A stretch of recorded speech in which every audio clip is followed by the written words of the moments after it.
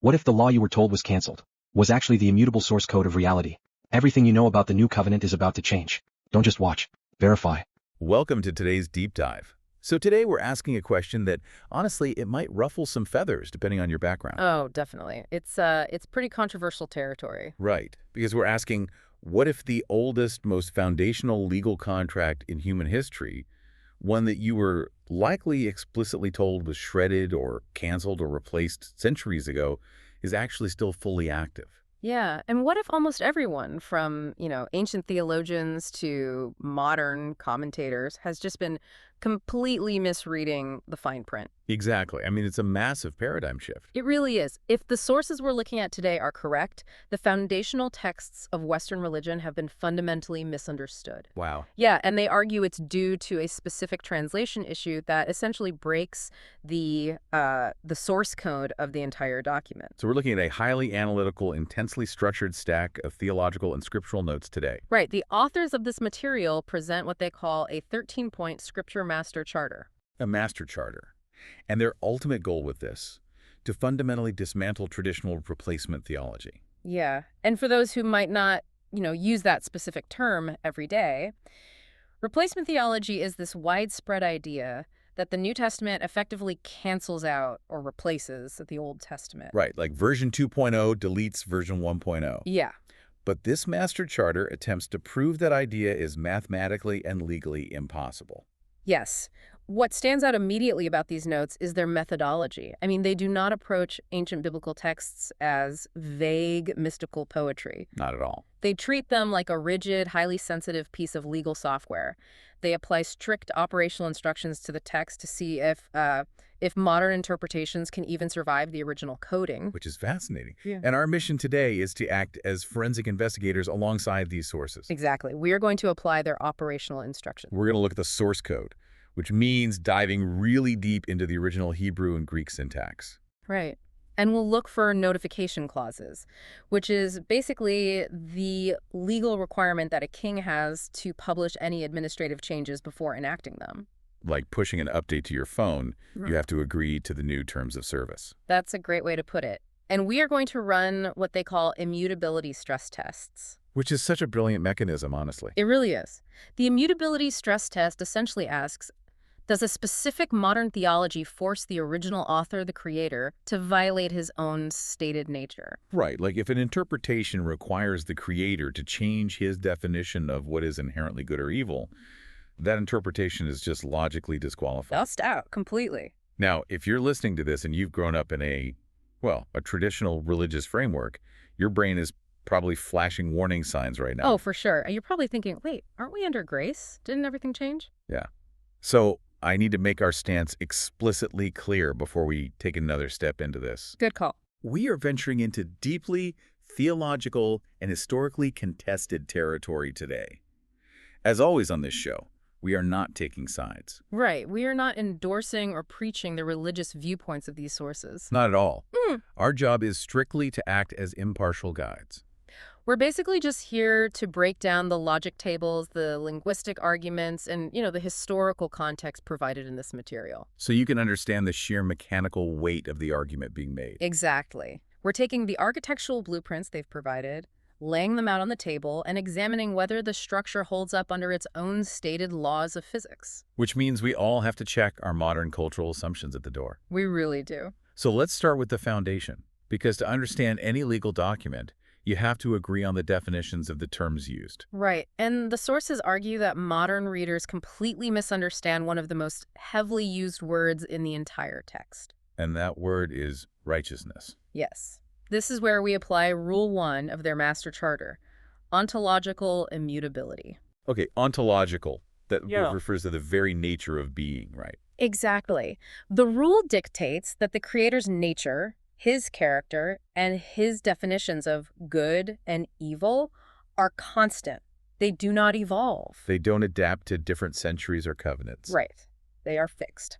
I want to push back on that slightly, though, because a lot of people might argue, well, why can't the Creator just change the rules for different eras? Like as humanity matures. Yeah. Like humans grew up, society changed, so the rules evolved to fit the times. It's a common argument. But the sources counter that by distinguishing between a constant and a variable. Okay, unpack that for me. Well, the variable in a covenantal equation is the administration. It's the how. Like how humans interact with the Creator. Yes, exactly. How they interact, where the physical temple is located, how atonement is literally processed on the ground. But the constant must always be the nature of the Creator, the what. So the what is the actual moral baseline. Right. If the Creator decrees that a specific behavior is an inherent abomination in, say, 1400 BCE, and then says it's perfectly acceptable in 50 CE. Then he's no longer an eternal constant. Exactly. He has changed his mind about core morality. And according to the sources, that completely violates ontological immutability. Okay, so if the Creator is the constant and human administration is the variable, where does righteousness fit into this equation? That's the big question. Because in modern Western culture, we treat righteousness as like a spiritual feeling. Internal grace. Right, a vibe. You hear someone as a righteous dude or they have righteous indignation. It's totally abstract. And that abstraction is heavily, heavily influenced by Greco-Roman philosophical thought. Which loves to separate the physical from the spiritual. Exactly. But the source text applies what it calls the Syllogism of Righteousness. It strips away that Greco-Roman abstraction. And goes straight back to ancient Near Eastern legal reality. Yes. The texts provide a mathematical equation rooted directly in the Psalms, specifically Psalm 119, verse 172. Which says what exactly? It explicitly states, "For all thy commandments are righteousness." Oh, wow. So it's not a metaphor. Not at all. It's an equal sign. It is an absolute equation. The commandments equal righteousness. Right. In the Hebrew text, the word for commandments is mitzvot. Okay, mitzvot. And the word for righteousness is tzedakah.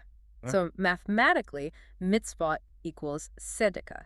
You cannot have one without the other. So in this framework, righteousness isn't a mystical feeling you get during a really good worship song. No, it is the tangible legal standing of a citizen who is in full compliance with the king's statutes. And the sources take that mathematical equation and they drag it right into the New Testament to test it, don't they? They do. They apply it to a massively famous quote from Yeshua Jesus in Matthew 6.33. Seek ye first the kingdom of God and his righteousness. That's the one. I mean, I have seen that verse on bumper stickers, coffee mugs, cross-stitch pillows. It's everywhere. And the way it's usually taught is, just be a good person, focus on spiritual things, and God will take care of your physical needs. Right, but that interpretation completely ignores the legal definition of the words being used. How so? This is where the authors bring in Rule 11 of the Charter, kingdom centrality. Kingdom centrality. They argue that the Bible, from Genesis all the way to Revelation, is not a religious book in the modern sense. It's not about going to church on Sunday. No, it is a governmental document. It is the constitution of the kingdom of heaven. Right. And politically speaking, you cannot have a kingdom without three elements: a king, a territory, and a law. Exactly. A kingdom without a law isn't a kingdom at all. It's just an anarchy. So when he says, seek his righteousness, he is speaking as a king defining the jurisdiction of his realm. Yes. And we have to apply Rule 5 here. Internal consistency. The newer text cannot contradict the definitions established in the older text. Because that would break the source code. Right. If Psalm 119 legally defines righteousness as the mitzvot, the commandments, then when the king says, seek his righteousness, he is explicitly commanding his followers to, seek the correct performance of the Creator's commandments. That is the singular metric for how a citizen of this kingdom operates. The notes actually refer to this as a checkmate application. I mean, think about the implications. If righteousness meant some brand new grace-based system that completely threw out the ancient laws, then Yeshua would be telling his first-century Jewish followers to seek something that literally did not exist in their vocabulary yet. It would violently break Rule 1. It would mean the Creator changed his definition of righteousness midway through human history. Which he can't do if he's immutable. Exactly. But the immediate context of that speech makes the mathematical equation ironclad. Right, because just a few paragraphs earlier, in Matthew 5.1 scene, he explicitly states that the law hasn't changed by one jot or title. Right, a jot is the yod, the smallest letter in the Hebrew alphabet. And a title is like the tiny decorative stroke on the letters, right? Yeah, exactly. He says not a single stroke of a pen will disappear from the law. And then right after establishing that, he tells them to seek that righteousness. So he's basically telling them to stop panicking about physical needs, what you're going to wear, what you're going to eat, and focus 100% on Torah alignment. Yes. If you align with the constitution of the kingdom, the king provides for his citizens. It completely removes the guesswork. It does. It takes theology out of the realm of abstract mysticism and places it firmly into jurisprudence. But wait, if we are rigidly defining righteousness as strictly equaling the law of the Torah given at Sinai, I'm stuck in a major timeline issue here. Okay, what's the issue? Moses got those stone tablets centuries after humanity started. Right. So what on earth were Abraham or Noah or anyone else using for a moral compass if the law didn't exist yet? That's a great point. Because the standard narrative is that the law was exclusively for the Jews and it started at Mount Sinai. And that is the exact paradox the sources address using Rule 6, the law of first mention. Okay, how does that work? To understand the true nature of a concept, you have to find its earliest occurrence in the source code. They point us to Genesis 26.5. What happens there? In this verse, the Creator is speaking to Isaac, and he says he is blessing him because, and I quote, "Abraham obeyed my voice and kept my charge, my commandments, my statutes, and my laws." Wait, my laws? Plural. Plural. The Hebrew word there is Torah, my Torah. Wow. The text also uses mitzvotai, which means my commandments, and chikutai, my statutes. So Abraham is operating under the comprehensive suite of Torah law centuries before Moses is even born. Exactly. Centuries before the nation of Israel even exists as a concept. Let's wind the clock back even further, though, because the notes bring up Noah. Yes, Noah is a perfect test case for this. In the New Testament, in the book of 2 Peter 2.5, Noah is explicitly titled a preacher of righteousness. Okay, now let's plug in the Syllogism of Righteousness we just established. Right. If righteousness equals the commandments, and Noah is a preacher of righteousness, then it is a logical necessity that Noah was preaching the commandments. he was preaching the Torah. Yes, by their mathematical rule, he had to be. But what evidence do we actually have in the text that Noah knew the specifics of the law? I mean, he lived in a pre-flood world. The evidence is in the operational data of Genesis 7. Right before the flood. Exactly. The Creator tells Noah to take 7 pairs of every clean beast and 2 of the beasts that are not clean. Okay, so The crucial detail here is what Noah doesn't do. He doesn't ask, "Excuse me, Lord, what is a clean beast?" no, he already possesses the definitions. He does. The dietary and sacrificial lines, which we later see officially codified in Leviticus 11, were already fully established and understood globally. This proves the standard isn't just some localized national treaty made with a single tribe in a desert. Precisely, it is global and it's eternal. I want to look at how this pre-Sinai law worked in action, because the sources dedicate a totally fascinating section to the famous story of Cain and Abel. Oh, this is one of my favorite breakdowns in the entire charter. Right, because we all know the basics. 2 brothers make sacrifices. God accepts Abel's lamb, rejects Cain's fruit. Cain gets jealous and kills Abel. That's the Sunday school version, yeah.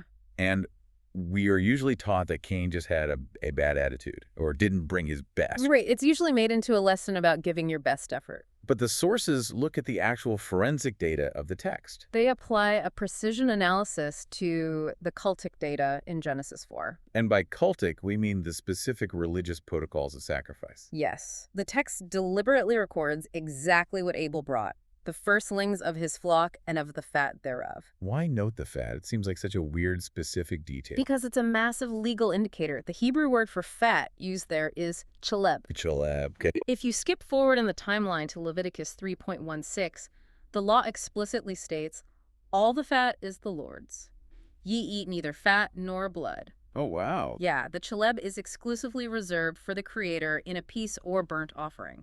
So Abel didn't just stumble into bringing the fat. He wasn't guessing. No, he was executing a highly specific pre-codified protocol. He knew the blueprint.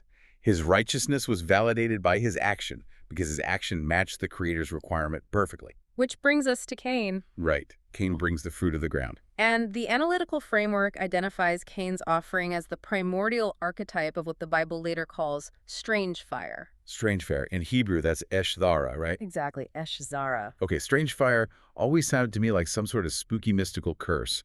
What is the actual legal definition here? Well, the term first appears formally in Leviticus 10. Regarding Aaron's sons. Right, Nadab and Abihu. They offered fire, which he commanded them not, and they were consumed. So strange in this legal sense doesn't mean magical or weird. No, it means unauthorized, foreign, or profane. It is a deviation from the original intent. So Cain brought an offering, which he commanded him not. Exactly. But I really want to pause here because the sources bring up an incredible point about the economics of the covenant. Oh, this part is brilliant. A lot of people defend Cain by saying, look, the guy was a farmer. He didn't have sheep. He brought what he had. Why is God punishing a guy for being a farmer instead of a shepherd?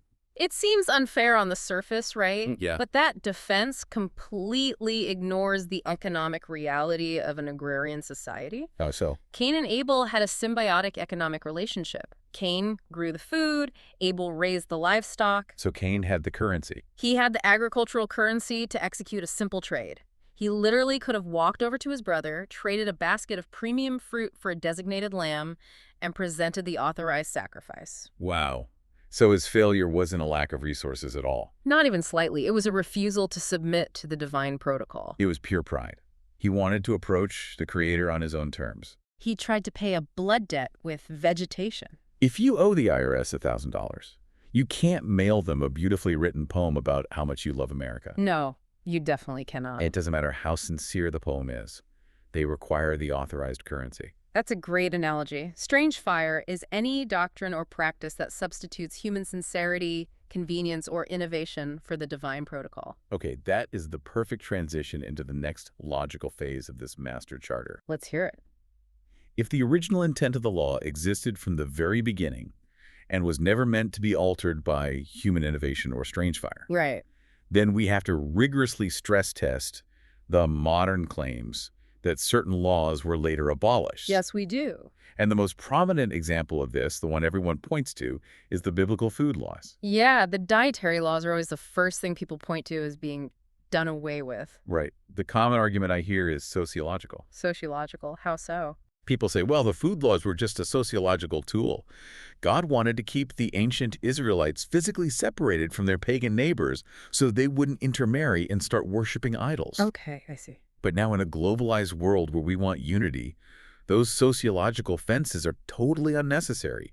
Therefore, eat the bacon. Right. It was just to keep them separated argument. Exactly. So how do the sources deal with that? Well, they cross-examine this sociological claim using Rule 5, internal consistency. Okay. They run a data poll on the very first time the ban on intermarriage is formally legislated in the text. Which is where? It's found in Exodus 34. In that chapter, Yahweh explicitly lists the strategic, tactical tools the Israelites are commanded to use to prevent intermarriage and idolatry. And what are those tools? Destroy their pagan altars, break their images, cut down their groves. Let me guess. The dietary laws are completely missing from that list. They are entirely absent. Really? Yes.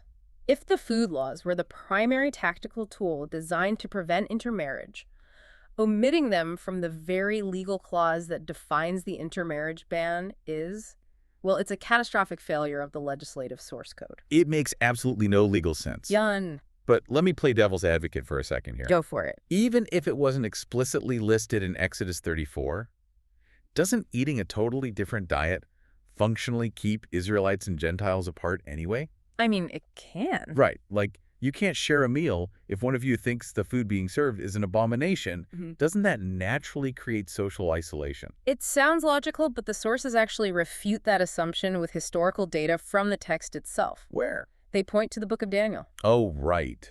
Daniel in Babylon? Exactly. Daniel and his 3 friends are exiles living in the royal court of Babylon, which is the absolute epicenter of Gentile pagan society. And the text clearly states they maintained the strict food laws. They refused the king's meat. Right. Yet, despite keeping those strict food laws, they functioned at the absolute highest levels of Babylonian politics and society. They literally sat in the king's court. They advised him. Yes. So they didn't have to isolate in a cave to keep the food laws. The laws did not prevent them from interacting, working, or building real relationships with Gentiles. No. Furthermore, the text points out a very practical reality. If a Gentile wanted to host an Israelite for dinner, or vice versa, all they had to do was cook a clean meal. Like beef, lamb, lentils, vegetables. Exactly. If the food is clean, the barrier vanishes. They can eat at the exact same table. Then where did this whole idea of you can't eat with a Gentile even come from? Because Peter clearly talks about it in the New Testament. He does. He says it's unlawful for a Jew to keep company with a Gentile. This is a vital distinction the sources make between divine law and human tradition. Yeah, unpack that. The rule against eating with Gentiles or even entering a Gentile's house is identified as a rabbinic tradition, what they call a takana. What exactly is a takana? Yeah, a takana is an oral fence created by religious leaders. A fence. Yeah. During the Roman occupation, and especially after the trauma of the Maccabean revolt, the religious leaders built these extreme social isolation protocols to preserve Jewish ethnic identity against Hellenization. So it was a man-made sociological barrier. Exactly. It was not a divine law given at Sinai. Okay, this is massive. If the food laws were not a sociological tool to keep people apart, what is their actual purpose? The true reason is ontological. Going back to Rule 1. Yes. Yeah. You look at Leviticus 11.44, where the food laws are codified. The reason given by the Creator is not, do this so you don't marry your neighbors. Right. The reason given is simply, be holy, for I am holy. Holy, meaning kodesh, set apart. Yes. And the Hebrew word used for the unclean animals in that chapter is sheketz, Shekets. which translates to abomination or detestable. That is an ontological definition. Meaning it's rooted in the nature of the animal itself. It is rooted in the unchanging nature of the Creator's design, not the shifting sands of human sociology. So let's apply the immutability stress test to this right now. Let's do it. The pig doesn't stop being an abomination just because your pagan neighbor moves away. Exactly. If the food laws were just about stopping intermarriage, then when the threat of intermarriage is gone, the reason for the law vanishes. Right. But because the reason given is I am holy, the pig remains sheketz, regardless of who you live next to. Exactly. To claim that an animal somehow biologically or spiritually transforms from an abomination into clean simply based on human cultural shifts. It's absurd. It is. It suggests that the Creator's fundamental definition of purity evolves. That violates Rule 1. So the food laws are a standard for purity within the human temple, the body, Yes. while the marriage ban was a defense against idolatrous contamination of the heart. They are two totally distinct layers of a master design. One is biological and ontological, the other is relational. Okay, so if the law stays in, these definitions of right and wrong, clean and unclean, is eternal, unchanging, and global, then what exactly is the new covenant that Christianity is based on? That is the million-dollar question. Right. If nothing changed, why call it new? The sources mandate that to answer this, we have to run everything through the linguistic source code filter. So we're going back to the original languages. And the linguistics here are incredibly precise and deeply revealing. Where do we start? The new covenant is first prophesied in Jeremiah 31.31. The Hebrew word used by the prophet for new is chedash. Chedash. Let's break down chedash. What does it literally mean in ancient Hebrew? It emphatically does not mean brand new out of nothing, or what theologians call ex nihilo. Okay. The root of shadash actually means to rebuild, to renew, or to repair. To renew. Yes, the sources use a brilliant parallel to illustrate this. The exact same root is used for the phrase new moon. Which is chodesh, right? Exactly, chodesh. Oh, that is a perfect analogy. Because think about the lunar cycle. At the end of the month, the moon doesn't explode. No, it doesn't. It isn't destroyed and replaced by a brand new rock manufactured in space. Right. It is the exact same celestial body, but it enters a renewed cycle of light. It's refreshed. It is the perfect visual representation of the covenant. Now let's trace this into the New Testament. Okay, because the New Testament was written in Greek, not Hebrew. Right. The apostles didn't primarily read Hebrew. They largely read and wrote in Greek. They relied on the Septuagint, Which was the Greek translation of the Old Testament. Exactly. When the Jewish scholars translated Jeremiah 31 into Greek, they had to pick a word for chadash.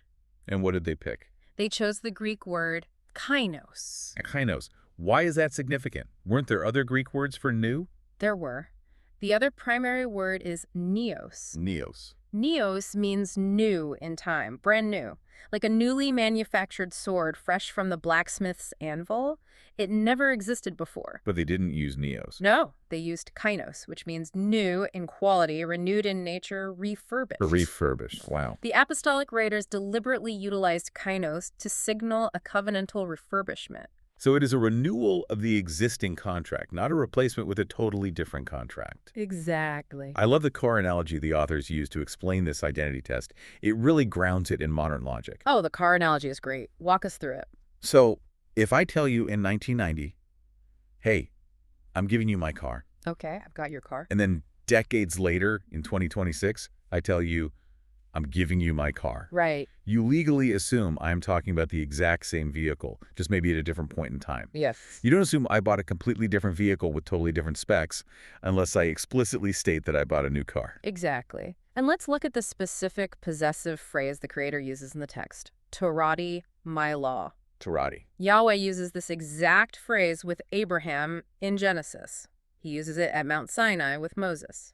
And critically, when he promises the new covenant in Jeremiah 31.33, he says, I will put my law in their inward parts. karate. It's the exact same word across millennia. It is the exact same law. The identity of the law has not changed one iota. What changed is the location. Ah.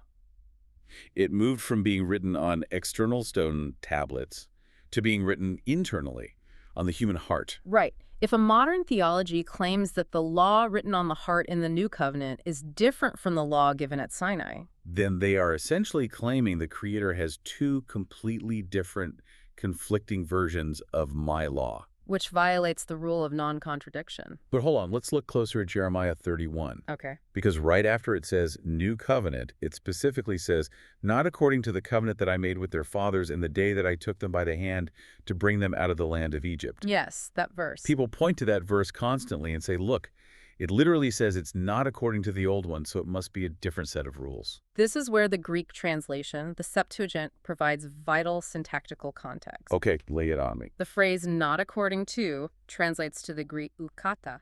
Ukata. In Greek legal and philosophical language, kata functions as a preposition of standard, conformity, or proportion. Okay. The text then explicitly states why it is not like the old one, which my covenant they break.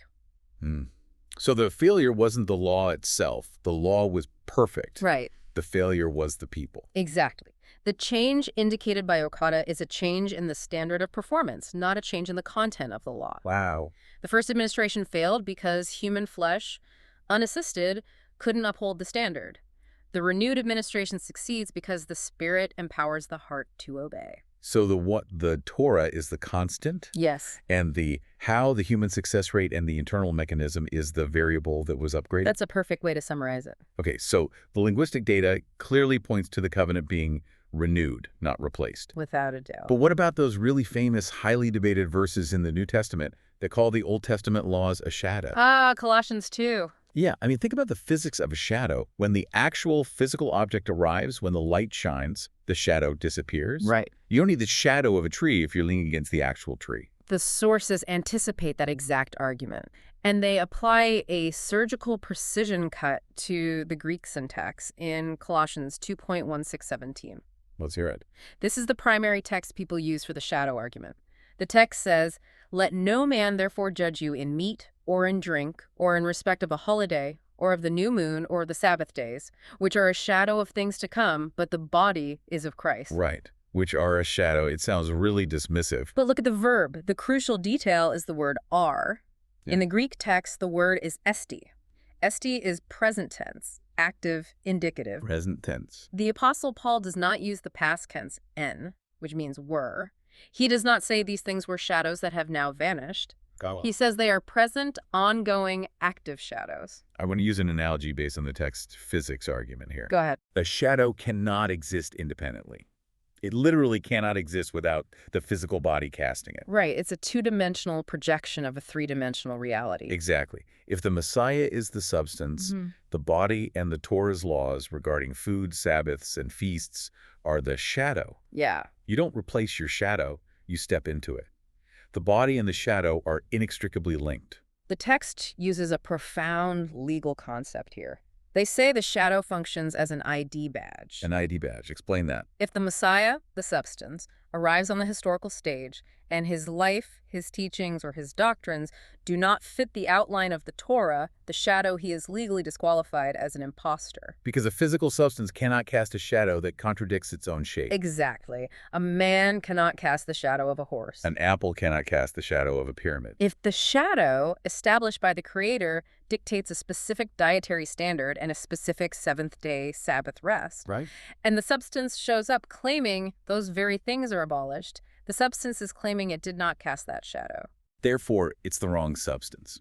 Therefore, the Old Covenant outline remains the active, legal requirement to verify the identity of the true Messiah. That is heavy. So the shadow is the perimeter check. It is. And the sources point out that this isn't just about verifying the past. Right. Rule 7 in their charter is prophetic patterning, which shows these shadows are still required in the future. The phrase things to come in Colossians uses a future active participle. It's pointing forward, not backward. The prophetic data confirms this unequivocally. Give me an example. Look at Isaiah 66 or Zechariah 14. What happens in those chapters? In the prophetic visions of the future millennial kingdom, when the Messiah is physically ruling on earth, all flesh is required to keep the Sabbath, the new moons, and the Feast of Tabernacles. Wow. Zechariah actually says nations that refuse to keep the Feast of Tabernacles will experience drought. They won't get rain. So if the Sabbath and the feasts are explicitly being enforced in the eternal future kingdom, you logically cannot discard them now. You really can't. To discard the shadow, while the reality it outlines hasn't fully manifested on earth. It's like throwing away the architectural blueprint while you are still framing the house. It creates an absurd logical paradox. A law cannot be eternal, then suddenly abolished for a couple of thousand years during the Church Age, and then mysteriously reinstituted in the millennium. Under ontological immutability, the standard remains constant across all ages. It has to. Okay, let's step back and look at the whole board. All right. If the law is identical to Torah, and the shadow remains active as an ID badge, Yeah. what actually changed? Right. Why do we even have a New Testament? Why did anything need to be updated at all? Well, the sources argue what occurred was a novation. A novation. Yes, a legal upgrade to the administration. And in biblical law, a novation requires strict notification clauses. Let's talk about those clauses. This is covenantal legal logic, Rule 4. The principle is simple. The king cannot change the Constitution without publishing the amendment first. Right. Every administrative change requires prior legal notification in the Old Testament, the Tanakh. Exactly. If there is no prior notification written by the prophets, any perceived change by modern readers is classified as a theological error. Okay, let's run the checklist as forensic investigators then. Is there a notification clause in the Old Testament that the Sabbath or food laws would end? None. Zero. In fact, as we just saw in Isaiah 66, the notification is the exact opposite. They explicitly continue forever. Okay, what about the priesthood? Is there a notification for a change in the priesthood? Because obviously we don't have Levites sacrificing animals in Jerusalem right now. Yes, absolutely. Psalm 110 legally notifies the people of a transition. What does it say? It prophesies a shift from the Levitical priesthood back to the original Melchizedekian priesthood. Oh, right. The Levitical order was actually a temporary placeholder. It was a parenthetical administration instituted because of the sin of the golden calf. So the original intent was always a Melchizedekian order. Yes, and Psalm 110 documents the legal return to it. Is there a notification for a change in sacrifices? Yes. Psalm 40, Isaiah 53, and Daniel 9 all provide extensive notification of the transition from animal placeholders to the ultimate, final messianic sacrifice. So the administrative changes that did happen, the priesthood, the temple, the sacrifice, were fully documented and prophesied centuries in advance. In extreme detail. But the abolition of the core Torah instructions, how to eat, how to live, when to rest, was never notified. It was never on the docket. The law did not change. The human capacity was upgraded. The physical temple, the physical circumcision, the laws written on cold stone, these were all tutors. Yes. They were physical shadows designed to teach a rebellious, stiff-necked people the shape of holiness until what the text calls the time of Reformation. Let me ask you this, because if we read the Old Testament prophets, they sound incredibly frustrated with the law sometimes. They do sound frustrated. They say things like, God desires mercy, not sacrifice, or your new moons and your appointed feasts my soul hateth. Yeah, those verses are heavily quoted. Doesn't that sound like they are trying to evolve the religion away from the rigid letter of the law into something purely spiritual? It can sound like that, but the sources describe the prophets essentially as system debuggers. Debuggers. Yes. They were looking at the socio-religious system of Israel and realizing the people were running the shadow protocol without any substance connection. Oh. They were doing the mechanics, performing the rituals, but their hearts were completely disconnected. Precisely. The prophets understood a profound truth. You cannot possess the spirit of the law while actively violating the letter of the law. Right. But you can mechanically perform the letter of the law while having a completely dead spirit. Which is what Israel was doing. Exactly. The prophets weren't updating or deleting the law. They were diagnosing a massive system failure. They were pointing out that the physical tablets were always meant to be temporary placeholders. Yes. The ultimate intent, the original blueprint from the Garden of Eden, was always the internalization of the law. Which brings us to the ultimate upgrade of the renewed covenant. The new covenant provides the Holy Spirit. And the Spirit's job isn't to replace the law or cancel the law. No, the Spirit's job is to act as the power source to finally fulfill it. Is there a notification clause for that? There is. It's found in Ezekiel 36. I will put my spirit within you and cause you to walk in my statutes, and you shall keep my judgments and do them. Wow. The Spirit functions as the operating system that enables the keeping of the law. Think about the immutability rule again. If the Holy Spirit led an individual to violate the Torah, it would create a house-divided paradox. It would. The Holy Spirit cannot lead a person to consume a pig because the Spirit's own nature previously defined the pig as an abomination. The source code hasn't changed. Humanity's hardware was just upgraded to finally run it without crashing. It is the restoration of the original intent. A perfect, immutable law, finally written on the soft tissue of a responsive human heart, empowered by the spirit of the architect himself. I want to synthesize this incredible, dense journey we've been on for you, the listener. It's a lot to take in. It is. Yeah. But based on this 13-point master charter, the Old Covenant was the shadow cast by the original intent of the Creator. Right. The New Covenant is the physical manifestation of that pre-creation intent, finally dwelling internally within humanity. It isn't a plan B. No. It isn't a replacement theory where God gave up on the Jews and started a new religion. Not at all. It is the ultimate, glorious completion of the primordial blueprint.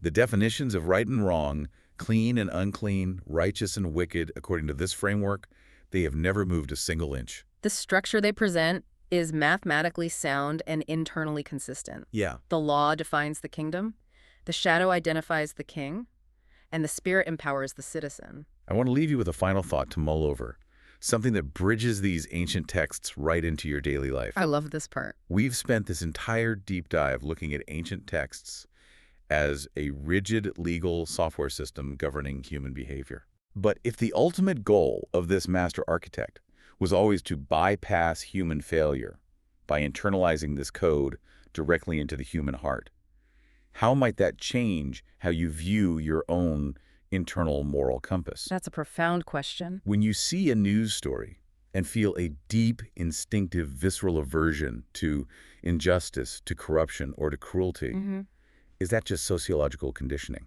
Is it just an evolutionary survival trait developed over millennia? Is it the echo of a primordial blueprint? Right. Is it an ancient source code actively running inside you, demanding that the world align with an unchanging standard of righteousness? That is the ultimate immutability stress test for the human soul. Thank you for joining us on this deep dive. We'll see you next time.